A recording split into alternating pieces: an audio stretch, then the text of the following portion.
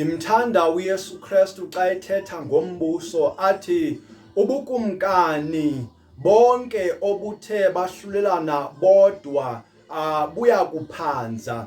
Aphinde aqhubeka athi umzi wonke, indlu yonke ehlulelene yodwa ayisayi kuma. Athi ukuba usathane ukhupha usathane, bothini nangoko ukuma ubukumkani bakhe. Athi ukuba iidimoni ndizikhupha ngoBhelizebhubhe, oonyana benu bazikhupha ngabani bona? Athi ke ngoko bayosuka bame banigwebe bona. Athi ke ukanti ukuba iidimoni ndizikhupha ngomoya kaThixo, kanti ubukumkani bukaThixo bunifikele. Le incwadi kaMateyu chapter 12 sijonga pha ku verse 22 kwehla nayo, apho uYesu Kristu khona ethetha lamazwi emveni kokuba kutholiwe kwathiwa yena uzikhupha iidimoni ngomoya wamadimoni, ngenkosi yamadimoni uBhelizebhubhe. Ngoko ucacisa into yombuso, into yokubana umbuso xa wehlulelene awukwazi ukuma, nabantu bendlu xa bethi bahlulelane abakwazi ukuqhubela baye phambili, koko bawusuke baphansi behlukane. Ngengoko ucacisa into yombuso kaSathane. USathane akakwazi ukuzikhupha, uSathane akakwazi ukuzigweba. Ngamanye amagama kunendawo khona apheke wathetha khona uYesu Kristu wathi ubangabana indlu yesiqhwaga inesiqhwaga ngaphakathi, ngubani oyongena na aphanga indlu yesiqhwaga? Uthi ke onako ukwenza oko ngonamandla kunesiqhwaga, ofika sibophe isiqhwaga abeseyaphanga endlini yesiqhwaga. Ngako ke uSathane akakwazi ukuzikhupha. uSathane woyiswa ngonamandla kunayo, iidimoni zoyiswa ngonamandla kuneedimoni. Lento yinto yombuso. Ikho into etshoyo uba uSathane unombuso wakhe. uYesu uthetha ngombuso kaSathane wonke uphelele apha. Ngoko ke uSathane unombuso wakhe osemhlabeni, onamadimoni, onabantu bawo abawusebenzelayo abafana nezangoma. Banintsi abantu abasebenzela umbuso kaSathane. Bakhona abaseburhulumenteni, bakhona abazizifundiswa, bakhona abazinyanga nezangoma, abangabathakathi, bonke benjalo nje bangambuso kaSathane. Umbuso kaSathane awuswele mntu wokumela umbuso kaSathane. Yonke indawo unomntu owumela umbuso kaSathane. Nombuso kaThixo ke unjalo, ngoba umbuso kaSathane thelekaniswa nombuso kaThixo. Ngoku kufuneka ukhethe uba ukowuphi umbuso. Awukwazi uba kuyo yomibini le mibuso, olunye unyawo lube komnye umbuso, olunye unyawo lube komnye umbuso. Awukwazi, ngenxa yento yoba uthe uYesu Kristu awukwazi ukukhonza iinkosi zibe mbini, kuba uzayithanda le uyizonde le. Uzawuthi ke ngoko ungakwazi uba uzinikele kuzo zombini inkosi, so uyazikhetha uba ukowuphi umbuso. Umbuso ke kaYesu Kristu ngumbuso kaJehovah, ngumbuso kaThixo kaAbraham. Umbuso kaThixo kaAbraham ngulo Thixo ke simkhonzayo wesivumelwano sabaphilayo, njengoba etshilo uYesu Kristu wathi ke uThixo lo xa wayethetha ngento yokutshata wathi uThixo lo unguThixo kaAbraham, kaIsaac, kaJacob. Kubhalwe lonto ezincwadini ezingcwele, ungowabaphilayo. Ngamanye amagama bayaphila aba uAbraham, uIsaac noJacob. Umbuso kaThixo ungumbuso wobomi obungunaphakade, ungumbuso wabaphilayo. uSathane unombuso ongumbuso wabo bonke abafileyo. Umbuso kaSathane ngumbuso wokufa. Athi xa ephinda pha kwincwadi yeGenesis uThixo athi ngaye uMoses athi ndibekile phambi kwenu, uthi ndibekile ukufa nokuphila. Uthi khethani ke ukuphila, khethani kakuhle. Yiloo nto ke fanele uqaphele into yobana umbuso wonke kaThixo unokuphila. Yiloo nto uYesu Kristu ethe xa efika waphilisa abantu abebegula. Umbuso kaSathane unokugula, unabantu abagulayo, unabantu abafileyo. Uthetha ngezinto ezifileyo ngoba ungumbuso wezinto ezifileyo. Yabona nalapho khona umbuso kaSathane usebenza khona ngamandla ngamandla kulapho idemoni zihlala khona. Idemoni zihlala phansi kwamanzi apho zihlala lenyoka engubani enguliverton. Idemoni zihlala emifuleni apho khona umbuso kaSathane ukhona. Kuphinde futhi kube sezintabeni, kube semiqolombeni, kube semahlathini, kube sezindle, kube sezindaweni zokulahla, kube semangcwabeni. Kulapho umbuso kaSathane ukhoyo. Intoni nalento umbuso kaSathane ube lapha emhlabeni? Into kokuba uSathane ezulwini wagwetywa, uthe bagwetywe, wohlulwa, wakhutshwa ezulwini, yangasafumaneka indawo yakhe, walahlelwa phansi emhlabeni. Kulapho ke ekhona uthe sesemhlabeni wabekelwa imida nendawo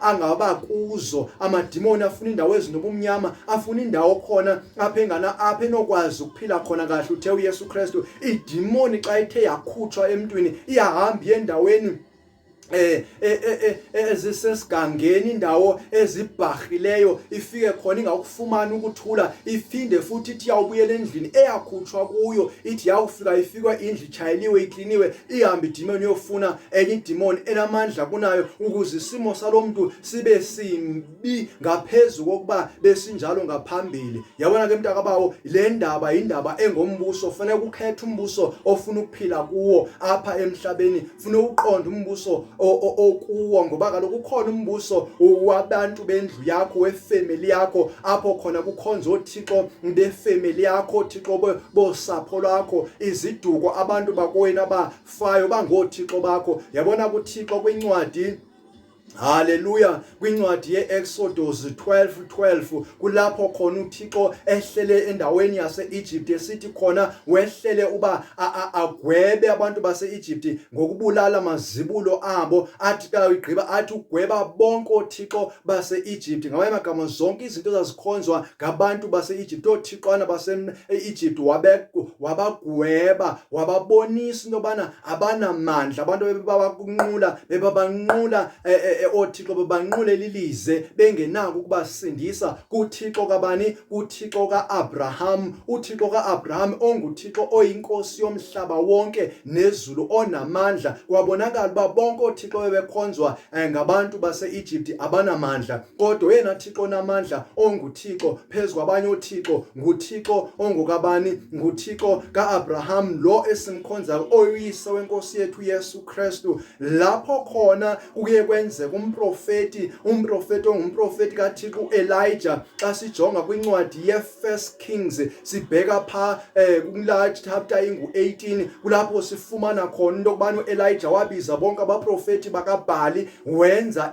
iqonga lamadini, enzela uThixo wakhe onguThixo kaAbraham, nabo wathi mabenzele uThixo onguThixo wabo abamnqulayo, bamenzele idini ehle eyaze abe ngumlilo, kungabaswa mlilo, adle konke okuphi okwenziwe kwabaseqongeni. Kodwa akhange avele uThixo wabo uBhali, baphatha kuzisika, baphatha kwenza izinto ababeqhele ukuzenza ukuba baxhumane noThixo bakhe noThixo babo. Akwenzeka oko, wade wahlekisa ngabo, wathi mhlawumbe uThixo wenu ukude, khwazani ngelizwi elikhulu, uthetha ukuyotshonelanga kulixesha lamadini woThixo kaIsrayeli. Waqalisa unansika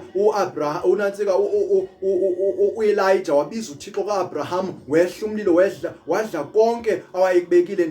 Ndithetha namanzi wakudla lo Thixo, ngoba lo Thixo nguThixo onamandla phezu kwabo bonke abanye oThixo. uSathane unoThixo, then kuthiwa apha emhlabeni kunabanye oThixo, njengoba uSathane ubeke oThixo ngoThixo kwizizwe ngezizwe ukuba abantu bakhonze abo Thixo. Bonke abo Thixo baripota kuSathane, baphansi kwaSathane, basembusweni kaSathane, kuba zingelosi ezawa noSathane azenza uba zibe ngothixwana abakhonzwa ngabantu, zidemoni. Ngamanye amagama kuba a fallen angel is called a demon. Ngegama likaThixo uzawuyazi lento endiyithethayo mntakabawo, uba kufaneleke into yobana ukhonze uThixo ophilayo kaAbraham, onenkosi enguYesu Kristu, ekwehlulile ukufa, evukile ekufeni, engasayi kufa, engunaphakade, yobomi obungunaphakade, yombuso wobomi. Xa usembusweni kaThixo unombuso wokuphila, kulapho khona kuphiliswa khona abantu, kulapho ingxaki zomntu zisonjululwa khona.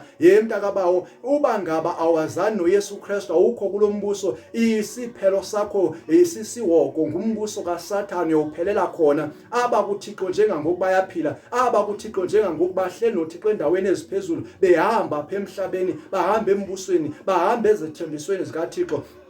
Kodwa bonke abangekho embusweni kaThixo basekufeni, basesiqalekisweni, basezigulweni, basezintweni zonke ezithi zibembi. Mntakababa, kungenzeka ba apha emhlabeni mntakabawo uphumelele ngendlela zasemhlabeni ngoThixo basemhlabeni bezinto zokwebiwa. Kodwa mntakabawo ikhaya lakho elokugqibela kuzaba sisiwoko kuba awuguquki, awuthi usindiswe, awuthi ufuna uThixo wabo bonke uThixo, uThixo kaAbraham ngokufundiswa inkosi uYesu Kristu. Mntakababa, nokungana impumelelo, unganemoto, ungasebenza kakuhle, wabantwana bakho babe kwi-private schools, abantwana bakho baphumelele, kodwa ingomso labo kunye nawe lisesihogweni uba nazani noYesu Kristu, anikho kulo mbuso kaThixo. Athi uYesu Kristu, hayi ke kanti umbuso kaThixo unifikele. Ngamanye amagama uthi umbuso kaThixo ufika emhlabeni, wehla uvele ezulwini, kwenziwa apha emhlabeni njengoba kusenziwe embusweni kabani? Embusweni kaBawo sezulwini. Xa ungenzi njengoba kusenziwe ezulwini, wenza njengoba kusenziwe esihogweni embusweni kaSathane. Zimbini indlela, uyazikhethela mntana kaBawo, indlela yekufeni, indlela yokuphila. Ndiyakucela ke mntakabawo, yenza isigqibo njengangokuba ufuna kuhamba ngayiphi indlela, ufuna ukukhonza yiphi inkosi, ufuna ukukhonza uThixo basemhlabeni okanye ufuna ukukhonza uThixo womhlaba nezulu onguYesu Kristu. Ngayo uYesu Kristu uyakwazi ukukhonza uThixo onguJehovah, kaAbraham, kaIsaac, ongowabaphilayo. Thatha isigqibo kwamntakabawo, makube kuhle kuthi xa kusikelele uthathe esi sigqibo, uhambe uyofuna ibandla elithetha ngoYesu Kristu, elenza abantu bamkele uYesu Kristu, uqalisa uhambo lombuso kaYesu Kristu. Makube kuhle usikelele kule mina namhlanje, usikelele ngolusuku uva ngayo le video, ngoba it's not by mistake kodwa luthando lukaThixo intobana uve le recording endiyenzile namhlanje, ndiyenzela ukusindiswa kwakho, ndenza umsebenzi kaBawo. Makube kuhle ke njengoba sikelela uThixo kuze kube ngunaphakade. Amen.